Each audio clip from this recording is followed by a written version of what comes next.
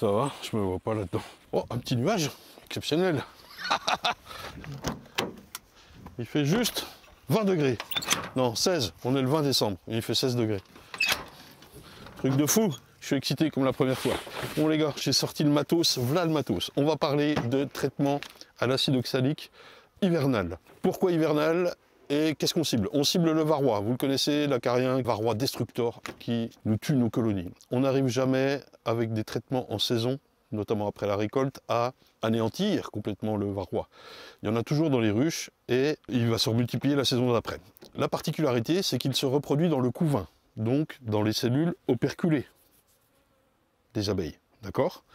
Et là, au mois de décembre, janvier, vous avez le temps de le faire encore fin décembre et début janvier et tout ça, il n'y a plus de couvain, puisque la courbe de progression de la population d'abeilles explose mars, avril, mai, juin, puis après décroît pour tomber à zéro. Hein, ici, actuellement, dans les colonies, ce sont des abeilles d'hiver. On va donc faire un traitement. Ce qu'on peut faire l'hiver, c'est l'acide oxalique, pour cibler les varrois qui sont à l'extérieur, sur les abeilles, puisqu'il n'y a pas de couvain, ils ne sont pas en train de se reproduire. Donc on les cible fort, quoi. Et c'est extrêmement important et intéressant de le faire à cette saison. Alors on va le voir, il y a deux types de traitements, soit la distribution d'un liquide, donc c'est de l'acide oxalique mélangé à du sirop, soit c'est par sublimation. Alors il y a d'autres traitements, moi je vous montre ces deux-là, c'est déjà pas mal quoi, ça m'engage ça m'engage déjà tout ça. Et par sublimation à l'entrée de la ruche. Donc c'est parti, on fait ça. Allez, générique, je suis excité, putain.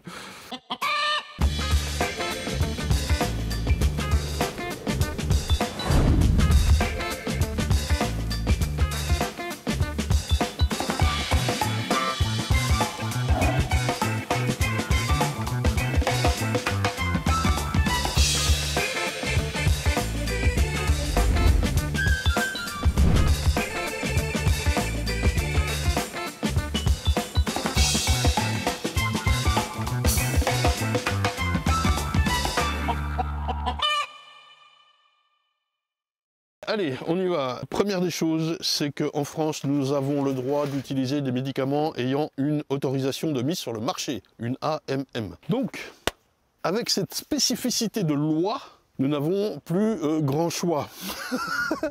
Ça restreint le truc. C'est-à-dire qu'on va traiter à de l'acide oxalique et ça, on en trouve dans le commerce. Mais nous, on doit utiliser un médicament, donc qui est une AMM, et nous aurons le choix entre Apibioxal, ici j'ai un sachet, et Oxybi. On va détailler un petit peu les deux. Je donne tout de suite mon avis et un mot. Non, je ne veux pas donner mon avis, mais quand même. Ça va être pour la sublimation, ça va être pour le dégoûtement, parce que c'est sous forme liquide, et ça, c'est de la poudre. La sublimation, c'est la transformation de l'état solide à l'état gazeux. Hein, on passe solide, liquide, gazeux en quelques secondes. C'est bien d'avoir des médicaments qui ont une autorisation de mise sur le marché, parce que ça impose ou ça suppose un certain nombre de contrôles, ce qui nous oblige à ne pas faire n'importe quoi sur nos ruches. C'est mal parce que certains s'en mettent plein les poches. Je veux me faire des copains graves quoi. Parce qu'ils ne nous donnent pas de l'acide oxalique pur. Là, c'est déjà mélangé à un sirop, pourquoi pas, parce que sinon on devrait le faire nous-mêmes pour le dégoûtement, ok. Là, c'est mélangé avec du sucre. Et on va avoir un souci lors de la sublimation, c'est que ça va faire du caramel, puisqu'on monte à 190 degrés pour passer de l'état de poudre, ah j'ai oublié un bocal, tiens d'ailleurs, pour le mettre dedans, et de l'état de poudre à l'état liquide. Donc c'est bien d'être un petit peu contrôlé, pas faire n'importe quoi, et en plus on peut avoir des aides sur ce genre de trucs et tout ça, bien que ce soit trop cher. À l'inverse, on devrait pouvoir avoir de l'acide oxalique pur, avec une AMM, pourquoi pas? Donc ça implique des normes, des tests, pour savoir si c'est pas destructeur sur les abeilles et tout ça. Voilà, ça c'est un message pour tout le monde. L'État qui s'en fout, les syndicats, les fabricants et tout ça quoi. Alors moi évidemment je ne vais utiliser que ces deux produits là. Je vais quand même vous parler de l'acide oxalique pur parce que d'autres pays européens l'utilisent avec d'autres types d'appareils que je vais vous montrer. Bon.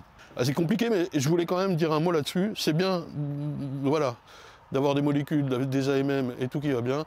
Ça fait parce que ça nous restreint aussi, et des fois on n'est pas d'accord avec la composition du produit, quoi. Bon. Alors, on va attaquer par le dégoûtement. Je mets tout ça de côté, c'est pour après.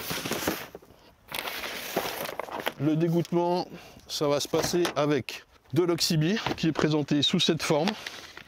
c'est un flacon de sirop, je crois que ça c'est le sirop. Ou ça c'est le sucre, je sais plus. Bref, il faut mélanger ces sachets à ça. Et il y avait un commentaire dans la vidéo de l'année dernière qui est arrivé récemment, la dame elle disait « Ouais, c'est complètement ridicule de faire votre petite soupe, c'est compliqué, je n'y arrive pas ». Franchement, ça s'achète tout simple, c'est une bouteille, tu mets 2 sachets dans la bouteille. Qu'est-ce qu'il y a de compliqué quoi? Si tu sais pas faire, je sais pas, c'est comme prendre un aspégique quoi. Si tu sais pas faire ça, fais pas d'abeille quoi, je veux dire. On est quand même, je le reconnais, dans le truc ultra simple, c'est pas mal, en plus ça marche. Alors ça se conserve au réfrigérateur après ouverture, parce qu'il y en a quand même une sacrée dose, il y a 888 ml au total, je crois. Ça, plus ça va faire un ensemble de 888 ml et on va mettre 5 ml par intercadre, par ruelle de ruche. Donc admettons une ruchette qui est pleine, elle en aura 5. 5 x 5, on va mettre 25 ml dedans. Je vous laisse faire le calcul, 888 divisé par 25, combien vous faites de ruchettes ou de colonies si vous les avez resserrées et tout ça. Je l'avais fait tout à l'heure, je m'en souviens plus. En gros, je vais faire, je sais plus, 40 ruches. Un truc comme ça. Donc moi le mélange je l'ai déjà fait parce que la particularité c'est qu'on doit l'utiliser chaud, environ à 30 degrés. Mais c'est pour ça que j'ai une glacière. J'ai mis dedans des bouteilles d'eau chaude. Ok, merde, je viens de l'ouvrir. J'en ai mis 3. Hop, là la troisième. Putain, je vais faire de la merde. Et j'ai ma petite solution qui est là. Je l'ai chauffée au bain-marie. J'ai pris le petit thermomètre à rôti là pour vérifier la température. Ça je peux laisser fermer, c'est pas débile. Hop, je peux le faire quand même parce que c'est vrai que j'ai pas du tout testé mon truc. Allez, vas-y, grimpe. Il est à 34 degrés. Le temps de faire mes petites interventions, de vous parler de tout ça, je serai à 30 degrés, c'est parfait. Allez, hop, on débranche. Attention de ne pas s'en foutre dans les yeux ou n'importe quoi. Justement, oh merde, j'ai oublié ma paire de gants. Je vais aller chercher ça, les gens. Parce que, hop, je le laisse au chaud. On va parler un petit peu sécurité. D'abord, mon fumoir. D'abord, la distribution. Et on peut utiliser une petite seringue, mais c'est quand même ultra compliqué de venir piocher dans la bouteille. Ça, je vais remettre à l'intérieur.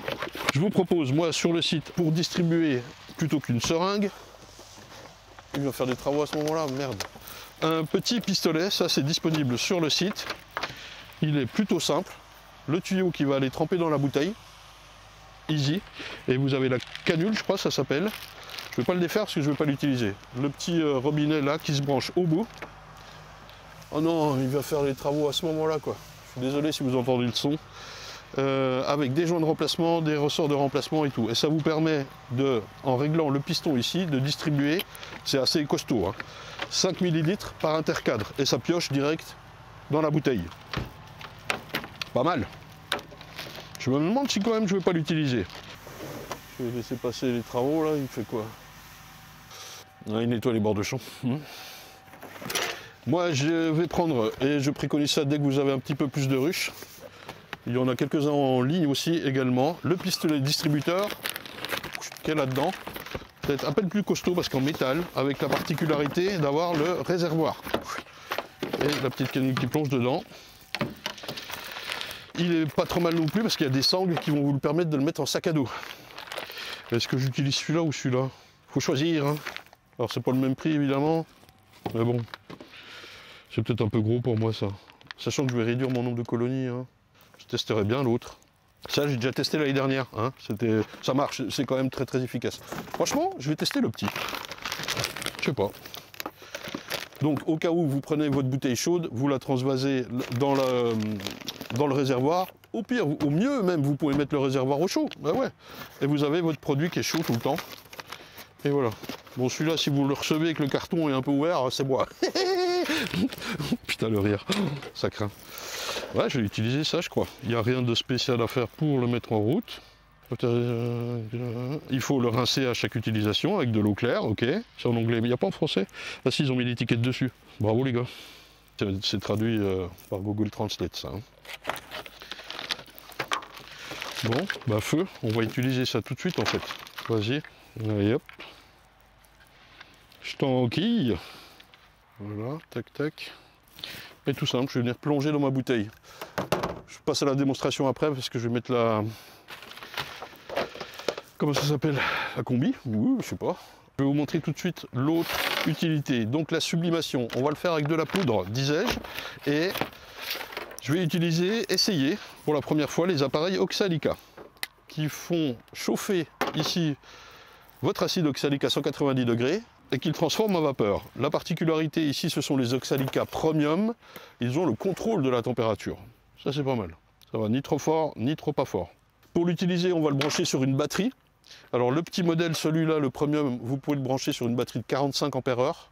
La particularité, je disais la notice tout à l'heure, c'est qu'on ne doit pas descendre en dessous de 11 volts et demi. En gros, une batterie chargée quoi. Le truc, c'est que j'ai pas eu le temps d'en acheter une. J'ai celle de mon 4x4, mais qui est un peu faiblarde. Je voulais l'utiliser en la rechargeant, puis en mettre une nouvelle dans le 4x4. J'ai pas eu le temps. Donc je vais me brancher direct sur le 4x4, je vais me rapprocher des ruches. Et puis voilà, on va faire comme ça. La particularité, on disait, c'est que ça va faire un petit peu de caramel. Vous pouvez utiliser une brosse métallique pour le nettoyer. On va le faire. Hein. Et sinon, il vous est proposé une petite brosse. C'est en plus, c'est à côté, hein, qui va aller avec pour nettoyer le truc. À la fin de votre utilisation totale de toutes vos ruches, vous le débranchez évidemment et vous le nettoyez à l'eau.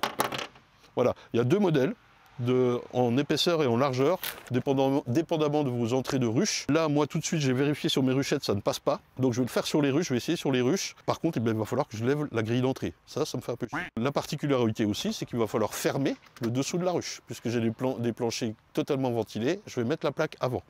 Ok. Oh, ma petite Kiki, c'est ma première de l'année. Mais on est en décembre, mais comment ça va? Comment tu vas? Comment tu vas?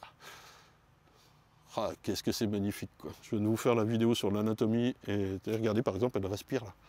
Hein, ma cocotte? Ah, allez. Envole-toi, envole... Merde, envole-toi. Je vais faire de la merde. Alors, l'autre appareil, c'est le ProFast. Là, c'est un autre level aussi. Alors là, il s'agit de l'appareil de base, si vous voulez, qui peut être converti en ProFast, en Pro Easy et en Pro... je sais plus, je vous le mets là, en Pro. Attends, c'est trop compliqué, il faut que j'explique. Encore un petit poil, hop. L'appareil de base, Oxalica Premium, il y a le Start aussi. Celui-là, donc on disait, il va vérifier la température, vous n'avez rien à faire. Il y a juste deux tailles, et ces deux tailles sont 12 par 38 mm et 9,8 par 55. Celui-là, c'est le 12 par 38. Alors, est-ce que c'est la différence de épaisseur? Oui. Effectivement, celui-là, qui est plus large, à ma gauche, à votre droite, est plus fin. Donc vous allez voir dans la suite de la vidéo que j'étais embêté par celui-là, j'aurais dû utiliser celui-là. Mais franchement, comme je sais que je ne vais pas utiliser à long terme, je ne l'ai pas déballé pour rien non plus, il faut arrêter d'exagérer. Donc vérifiez bien votre hauteur de ruche. En l'occurrence, celui-là, c'est du 9,8 mm. Ok. Rien de spécial, sauf qu'ils ne sont disponibles qu'en branchement sur batterie. L'autre appareil, ce que je me mélange de partout là, tout c'est le ProFast. Non, le Pro Easy, putain de sa mère. Le Pro Easy, c'est livré comme ça, avec 3 tubes au choix. Nous, on le propose qu'avec le long, parce que finalement, c'est ce qui va le mieux, quoi. C'est celui-là. Parce qu'il permet d'aller un petit peu plus dans la ruche et de laisser appuyer l'appareil. Vous allez voir que je galère aussi après, vous allez comprendre. Il est possible, par contre, d'être utilisé en branchement batterie 12 volts ou 220 volts. Je l'utilise après. Vous allez comprendre pourquoi. Et la particularité, c'est que je le branche direct sur la batterie avec un petit convertisseur. Que voici. C'est le premier prix chez Amazon. C'est pas fait pour mettre de l'électronique très tendue. Voilà, c'est vraiment le truc de base. Il n'est pas pur sinus. Voilà. Par contre, il marche. Vous allez voir que ça fonctionne avec même une rallonge et tout. Ça fonctionne avec ce petit distributeur. On va mettre l'acide là-dedans, vous allez voir, je le fais. Tac, tac, et on verse, et ça fume. Le truc, c'est les versions d'après. Elles sont disponibles en version ProSmart. C'est celui-là. Et c'est donc tout simplement ça qui vient se fixer à la place du petit distributeur blanc. Je vais y arriver. Vous mettez ça, ce qui fait que vous pouvez mettre votre dose d'acide oxalique là-dedans, et par un système de rotation, tac, ça le fait tomber directement dans la cheminée. Ok? ProSmart. Je ne sais pas si j'en propose sur le site de ceux-là. Nous, on va s'arrêter vraiment au Pro Easy, à celui-là. La petite subtilité aussi, c'est qu'il peut être transformé en ProFast. ProFast. Donc ça remplace encore le truc blanc ou le truc blanc. Ça vient se fixer là-dessus. Là, vous avez une réserve d'acide oxalique qui vous permet, avec la petite vis sans fin, de le faire tomber. Et un système de distributeur, ici, qui est à géométrie variable. Vous pouvez mettre 1 gramme, 1,5 gramme ou 2 grammes. Ok, c'est juste pour vous présenter les produits. Avec le tube long, c'est vrai que tout d'un coup, là, je peux enchaîner les ruches, vous allez voir après. Je ne l'utilise pas, mais vous allez voir que c'est un peu plus long d'utiliser ça. La particularité, c'est que, comme on utilise de l'apibioxal, qui contient du sucre, ça caramélise, on l'a dit, donc il faut nettoyer avec la petite brosse, que je n'ai pas là. Et pour nettoyer avec la petite brosse, ben, il faut avoir accès à la chaudière. Or, avec ça, ou ça, et ben, tout d'un coup, vous n'avez plus accès, et il y a une couche de caramel qui s'accumule. Voilà, on ne peut pas utiliser ça avec l'apibioxal. C'est à utiliser avec de l'acide oxalique pur. Là-dessus, dans la mesure où il n'a pas d'AMM, on n'est pas censé pouvoir en distribuer. Donc on en trouve quand même dans les magasins apicoles, c'est pour nettoyer le bois des ruches. Voilà. Je dis rien parce que moi-même, comme je vends ce produit-là, le Profast, ça sous-entend que je vends un truc qui marche avec des médicaments qui n'ont pas d'AMM, type acide oxalique pur. Je ne le savais pas quand je l'ai commandé. Je le sais maintenant. Je comprends comment ça marche. Par contre, je ne propose pas d'acide oxalique pur. Bref, tout ça pour dire qu'il y a une forme d'hypocrisie peut-être, mais en même temps, je ne jette pas la pierre puisque je la pratique aussi. Et c'est surtout pour dire, merde, trouvez-nous un acide oxalique pur qu'on puisse utiliser avec une AMM si ça vous chante. Je m'adresse aux instances pour qu'on puisse l'utiliser proprement et soigneusement, quoi. Voilà, putain, rien à dire là-dessus. Ok? C'est pas très compliqué, c'est pas très simple non plus. Bon, bref, j'ai quand même hâte de tester tout ça. Alors aujourd'hui, je vais pouvoir faire que quelques ruches et je ferai le reste hors caméra plus tard. Comme ça, je reviendrai sur l'utilisation complète de ça et de ça. Alors, j'ai pas fini. Avant d'attaquer, la protection, les gens. Il va falloir mettre un masque ou des lunettes ou le masque total. Je vous propose, il est pas ouvert. Je ne veux pas l'ouvrir parce que je ne veux pas l'utiliser. Un masque comme ça, sur lequel vont venir se mettre 2 cartouches filtrantes pour les gaz. C'est pareil, je vous les ai dégotées et normalement je vous les propose pas trop cher. Elles sont vendues par 2 les cartouches et vous mettez ça sur votre masque. Ça c'est juste pour le nez et la bouche. Il va falloir mettre des lunettes avec. Moi je vais le déballer parce que je vais utiliser celui-ci. Hop. Oh. Donc le masque total, pouvoir faire de la plongée avec ça. Alors il y a la protection à virer derrière. Ouais, c'est quali quand même. Sachant que sur le masque nasal, là, le petit, il y a 2 tailles, SM ou ML. Ouais. Là, il n'y a pas de taille par contre. Tac, ça, c'est la protection.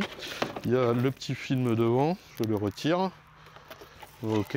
Vas-y, sans mettre les cartouches déjà, ça fait comment ça? J'arrive à enclencher ma tête là-dessous? Ouais, ça le fait. Il faut que je resserre même. Ah, c'est large. Vous entendez rien? Ouais, c'est pas mal. Il va halluciner s'il voit comme ça. Allez, on avance parce que les belles journées ne sont pas nombreuses, elles ne durent pas longtemps. Alors ça c'est à baïonnette, donc il y a un détrompeur, donc on ne peut pas se tromper, voilà, c'est comme ça. Allez, rentre machin, allez vas-y. Un petit rayon de soleil, comment ça fait trop du bien quoi. Il a fait sacrément froid ces jours, hein. On passe quand même il y a 2 jours de -7 à 16 degrés aujourd'hui, hein. Voilà, tac. Et l'autre, allez, une fois que ça c'est fait, je vais aller chercher ma paire de gants. Je vais prendre des gants bleus là, hein. Et on va attaquer par ça. Oh, je suis fin fou les gens. On a juste quelques ruches ici à s'occuper. Les dernières ruchettes que j'avais laissées là. Il est en train de faire ses travaux juste là. On va attendre qu'il termine, ça va être midi. Allez, hop, première ruche. Donc j'ai amorcé mon truc, je l'ai réglé à 5000 et voilà. C'est un peu puissant, il faut avoir un peu de force dans la main pour bien gérer la dose. Voilà. Mais bon, c'est quand même pratique quoi.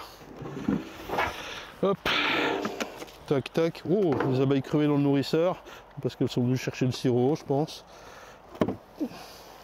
Ok, j'ai pas la fumée ici. J'envoie.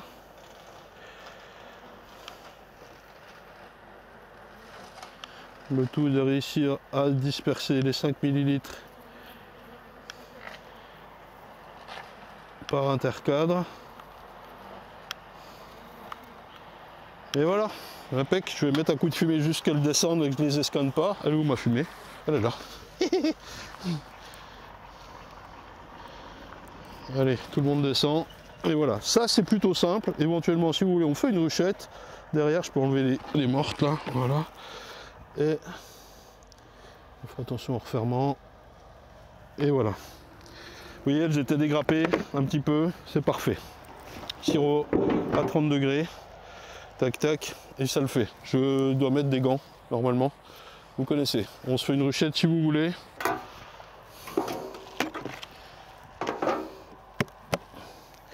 Salut.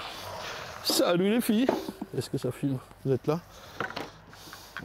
Ça va? De toute façon, pas de surprise. On remet allez, un tout petit coup de fumée. Vraiment, l'inconvénient, c'est que bah, on a peu de temps pour tout faire, quoi.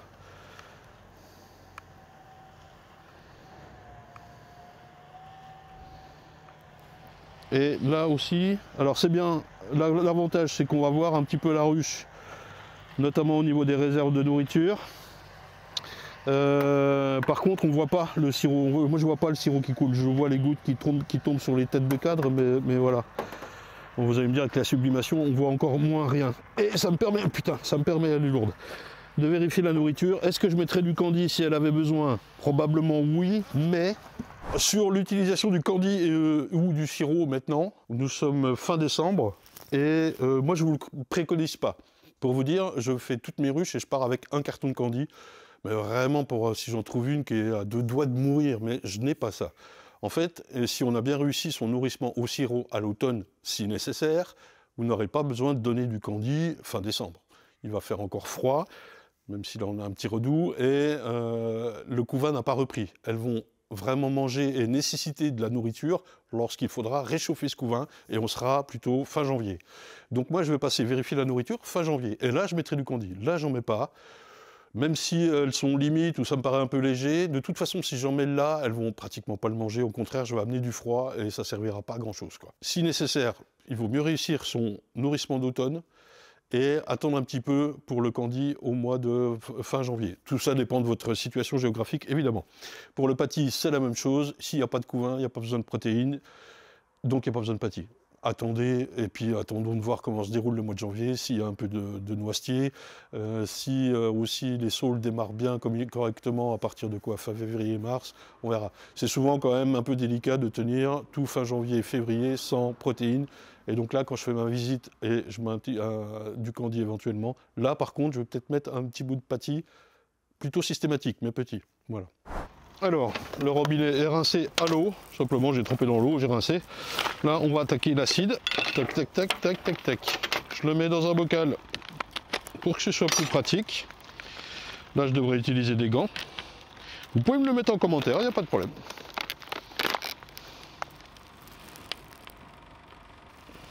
Ouais, il en reste pas mal. Je vais mettre ça de côté dans un carton, hop, à l'abri. Oh, oh, oh. Tac, ok. Alors, je vous disais, il faut une batterie ou un convertisseur 12 volts, 230 volts, 220. J'ai réfléchi à mon petit truc et bon, là, je vais vous tester celui-là à la batterie branchée sur le 4x4. Et puis après, on va trouver une petite solution. Vous allez voir. Alors, vous avez avec l'appareil Oxalica ici 2 petites dosettes de 1 gramme. Tac. On va faire chauffer l'appareil. On va le chauffer pendant, je crois, 3 minutes. On met la goutte, on l'enquille dans la ruche. Attention pour les planchers plastiques, c'est un vieux bout de cagette. On va se servir de ça pour ne pas poser ça directement sur le plastique. Okay, et le temps d'intervention, je crois que c'est pour la version avec contrôle de température 40-45 secondes. Ça va assez vite. Et mes colonies sont toutes resserrées, elles ne sont pas énormes. Je vais mettre 1 gramme. Je vais mettre une dosette. Alors sur le dosage, je me suis gouré, il faut bien faire gaffe à lire les notices, ce que je n'ai pas fait. Mais non, mais je suis très con. Je ne veux pas que vous soyez con comme moi. Donc lisez les notices. En l'occurrence, là, on a de l'apibioxal. Le sachet est là. Voilà. Je n'ai même pas lu. Mais en fait, ce n'est pas 1 gramme qu'il faut mettre là-dedans, puisqu'il y a un mélange avec du saccharose. C'est 2,3 grammes. C'est bien ça? Absolument. Alors eux, ils préconisent 2,3 grammes. Là, je disais que cette dosette fait 1 gramme. On va quand même vérifier. Hop, ben voilà. Alors, c'est de la cannelle, hein. Je vous rassure, c'est pas des substances interdites. C'est pour faire les pains d'épices à l'origine. Elle pèse combien, celle-là? 1,1 gramme. Et si je remplis?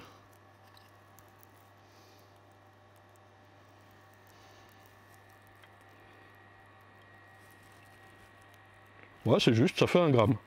Par contre, il faut bien en mettre 2,3. Donc il faut mettre 2,3 petites cuillères. C'est très pratique. Donc mettez 2 cuillères plus bien, enfin un peu bombé et puis ça ira. Qu'est-ce que vous voulez que je vous dise quoi? On n'est pas ailé, on n'est pas ailé quoi. Ok, c'est parti. Ça engage quand même pas mal de matos, je reconnais. Mais je pense qu'une fois qu'on est lancé, ça va vite quoi. Ça c'est pour après, on va le tester. Et le basque. Parti. Bon petit contre-jour. Alors, je vais mettre ça à chauffer. Je laisse le 4x4 tourner parce que la batterie est beaucoup trop faible. Ça, je peux le laisser au sol pour l'instant. Je suis garé près des ruches, évidemment. Tac, c'est branché. Je vais mettre un chrono de 3 minutes pour le premier pour bien vérifier mon truc. Hop. Pendant ce temps-là, je m'équipe. Je vais mettre peut-être le masque d'abord. Ah, j'ai pas mis la plaque de fermeture. Je sais pas si ça se voit, mais je la mets par derrière. Hop. Allez, ça fait 3 minutes, c'est parti mon kiki. Un peu par là. Hop.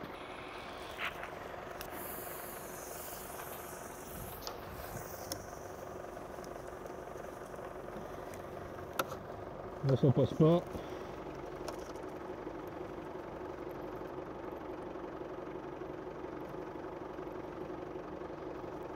Alors, premier problème, ça passe pas avec la cagette.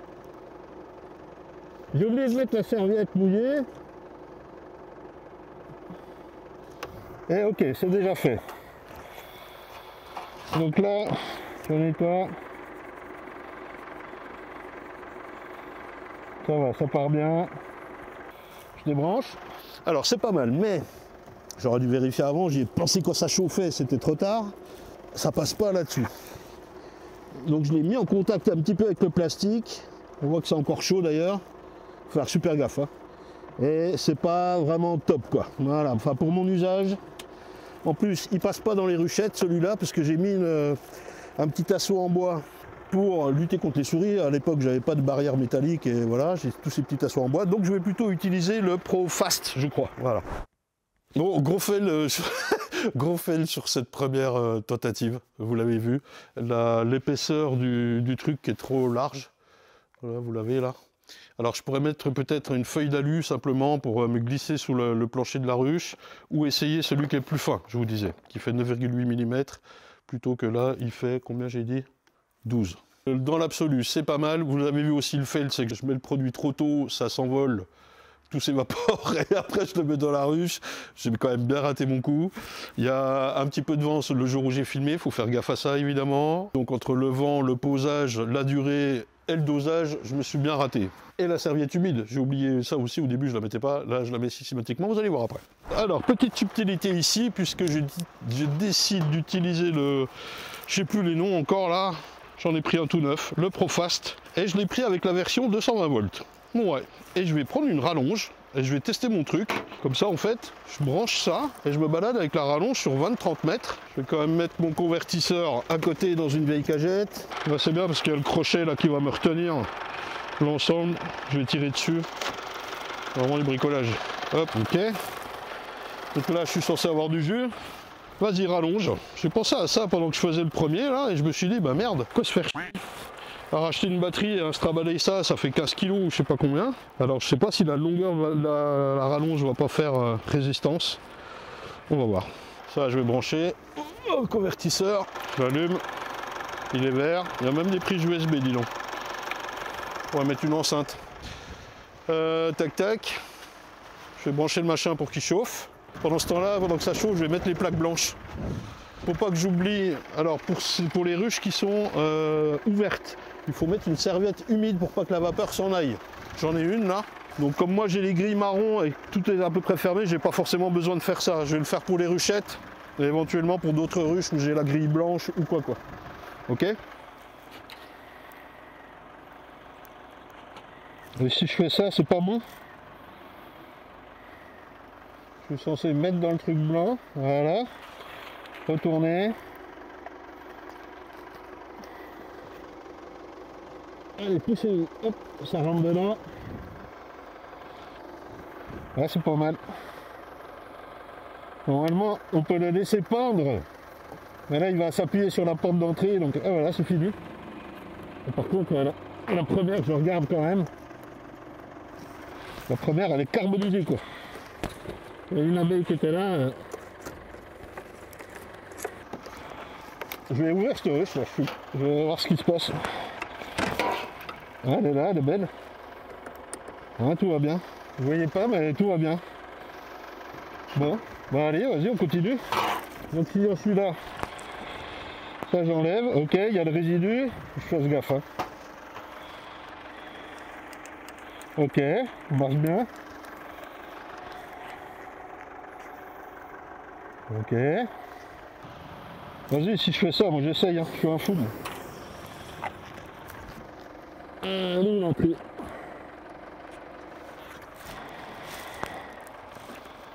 Alors.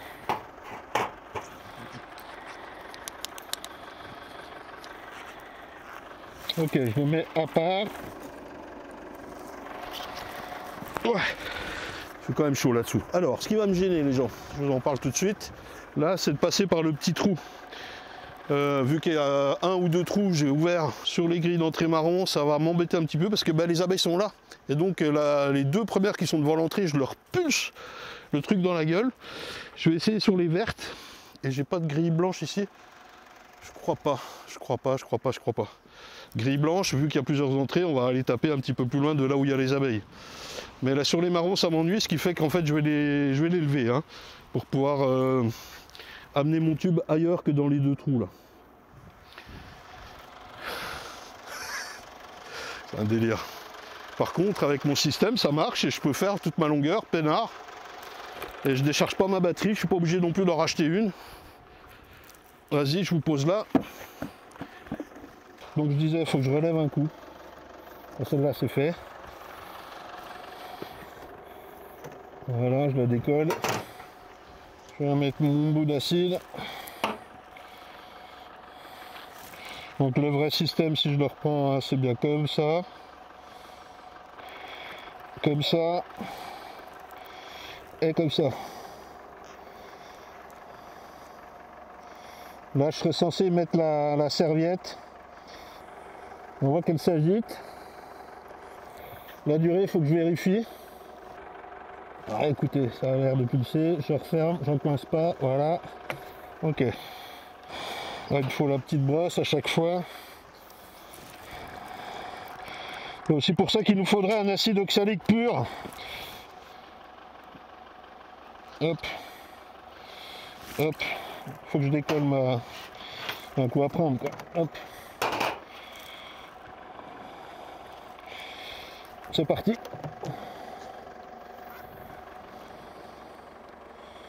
Voilà, faut que je mette la serviette quand même. Je perds de la vapeur là. J'espère par contre que c'est bien efficace. Hein.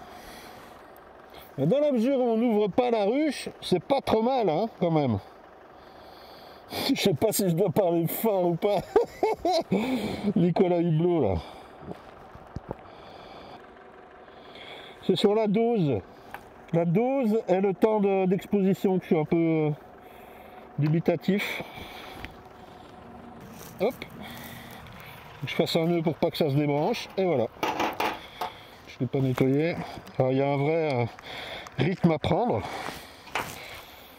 Tac, tac, tac, tac, tac. Je l'ai pas ouverte, mais c'est pas grave. Hop, je peux le faire à la main. Et ça.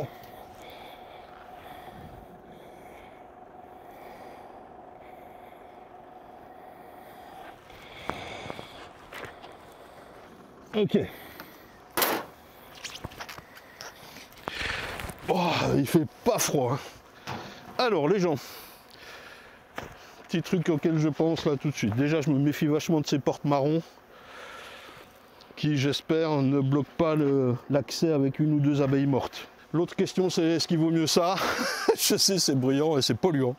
Mais finalement ça, ou racheter une batterie, la recharger tous les soirs avec le risque qu'elle tombe en panne au rucher. Et pareil, l'électricité, ça tombe pas du ciel, il faut bien la produire. Qu'est-ce qui est le plus ou le moins polluant? Je ne sais pas. Si je me dépêche, franchement, ça peut aller vite, quoi. Et sinon, l'efficacité. Après, c'est très utilisé, ça, et normalement, l'efficacité est là. Hein. Voilà. Bon, je fais mon tour sur les abeilles. Avec du recul et 600 colonies, j'en saurai un peu plus.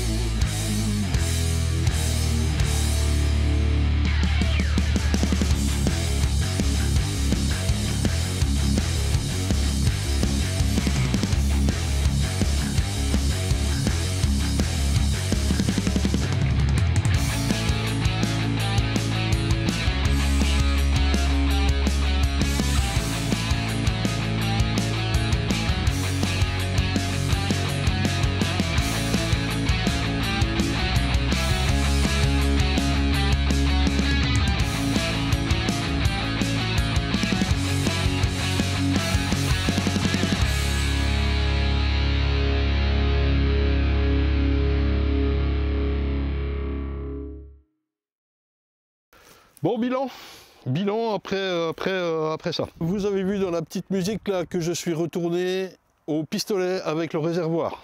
Parce que je fais les deux, je fais le traitement par sublimation et le traitement par dégouttement.